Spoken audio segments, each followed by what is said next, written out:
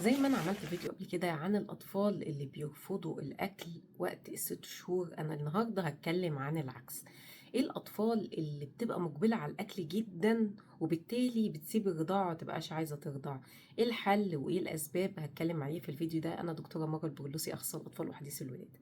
في امهات كتير بتلاحظ ان هي وانس ان هي بدأت الاكل ان الطفل ساب الرضاعة. طب هل ده علامة صحية؟ هل نكمل على كده ونوقف الرضاعة؟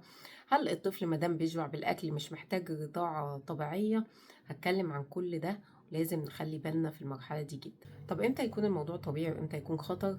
طب مين الأهم، الرضاعة ولا الأكل؟ منظمة الصحة العالمية بتقول إن الرضاعة أهم في خلال السنة الأولى، مش الأكل. الأكل ده مجرد إدخال للطعام بجانب الرضاعة، مش أولوية عن الرضاعة. فالرضاعة هتفضل هي الأكل الأساسي للطفل اللي بيديه معظم المواد اللي الجسم محتاجها، والأكل على جنب هو ده مكمل غذائي للرضاعة، مش حاجة احنا بنفطم بيها الطفل من الرضاعة نهائي، يعني بنوقف الرضاعة الطبيعية نهائي. لا، احنا مجرد حاجة جانبية بجانب الرضاعة الطبيعية. المواد الغذائية الموجودة في حليب الأم مازال الطفل محتاجها. معدة الطفل لسه ما تقدرش إن هي تهضم كامل المواد الغذائية الموجودة في الغذاء العادي. علشان كده إحنا الرضاعة الطبيعية هي اللي بتفيد الطفل أكتر من الغذاء. الغذاء هيبدأ الطفل يتعود عليه، يبدأ يستفاد منه من بعد السنة. عشان كده ممنوع نهائي نوقف الرضاعة بحجة إن الطفل مش عايز يرضع وعايز ياكل.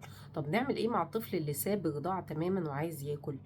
هتعرفي الكلام ده بعد ما تعرفي الأول إيه أسباب رفض الطفل الرضاعة بعد ما عرف الأكل. الأول، الأكل ده بالنسبة له حاجة شيقة جدا، ملمس جديد، طعم جديد، حاجة بيمضغ فيها. لو هو بيسنن فبالنسبة له أفضل إن هو ياكل حاجة زي الأكل أكتر ما هو يرضع. الرضاعة بتسبب له ألم شوية وقت التسنين لأن هو مش عارف يعض. فبالنسبة له الأكل هيبقى أسهل، الملمس جديد بالنسبة له، حاجة مختلفة، حاجة شيقة بالنسبة له. انتي كنتي بتديله أكل زيادة فبيشبعه فبيبقى مش محتاج رضاعة. الأكل بيملى معدته، معدته صغيرة جدا في المرحلة دي، فالأكل أي نسبة بسيطة منه بتملى معدة الطفل. انتي فرحانة فبتشجعيه زيادة على الأكل، فالأكل بيملى معدته. الطفل لما تملي معدته تماما بالأكل مش هيبقى عايز طبعا الرضاعة. طيب الموضوع بالنسبة له غيرتي له روتين حياته. بعد ما كان بيرضع طول اليوم، دلوقتي في حاجات جديدة دخلت في حياته. غيرتي له مواعيد الرضاعة، غيرتي له نوع الحليب لو انت بتدي صناعي. التدفق بتاع الحليب ما بقاش مناسب لسنه، بتستخدمي نفس الببرونة اللي انت بتستخدميها من اول ما اتولد. طيب لا، هنا في حاجات كتير لازم نغيرها. طب احنا نحل الموضوع ده ازاي؟ اول حاجة ان انت وقت ما يكون الطفل جعان رضعيه، ما تدلوش اكل. الرضاعة أول ما يصحى من النوم، الرضاعة قبل ما ينام، أول وجبة وآخر وجبة. الوجبات تكون كميتها قليلة علشان ما تملاش معدة الطفل، تكون حوالي من وجبتين ل3 وجبات وتكون صغيرة. وأهم حاجة تهتمي بالجودة، ما تهتميش بالكمية. أرجوكي الجودة أهم من الكمية. جددي، لو انت بتدي صناعي هتغيري نوع الببرونة مناسبة لسنه. لو بتدي طبيعي غيري الأوضاع، غيري المكان. او لو هو بيحب مكان معين بيهديه خليكي فيه. يعني شوفي احتياجات الطفل ايه واتبعيها، انت هتبقي ادرى بابنك. حاولي ما تدلوش وجبات مشبعة زيادة عن اللزوم علشان بعد كده ما يسيبش الرضاعة. لو هو بيسنن هتحاولي تستخدمي الحاجات اللي احنا قلنا قبل كده عليها في موضوع التسنين. يا اما جزر وتحطيه في التلاجة، يا اما العضادة بتاعته تحطيها في التلاجة، بحيث ان انت تقللي الام التسنين عنده. ممنوع استخدام المراهم الموجودة في الصيدلية لان المراهم دي موجودة فيها مواد مخدرة غلط على الطفل.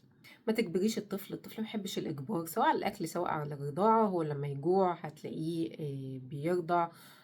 حاولي لو انتي بتقدمي الاكل الاول، لا تاجلي الاكل بعد. حاولي تتجنبي العصاير والسوائل الكتير وسط الرضاعه او وسط الاكل، لان هي ممكن تسبب ان هو يسيب الرضاعه خالص ويعتمد على السوائل دي لان هي اسهل. الطفل مش عايز يبذل مجهود، عايز الاكل يبقى سهل بالنسبه له.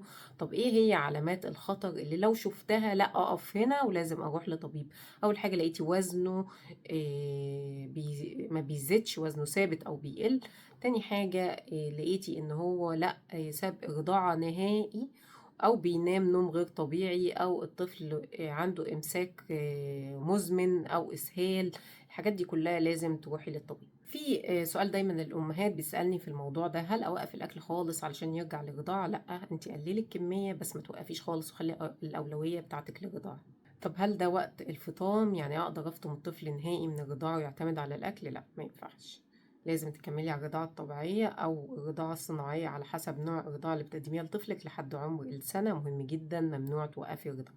هكتب لك جدول في الكومنتس تمشي عليه ازاي نوازن ما بين الرضاعة والأكل. تابعيني.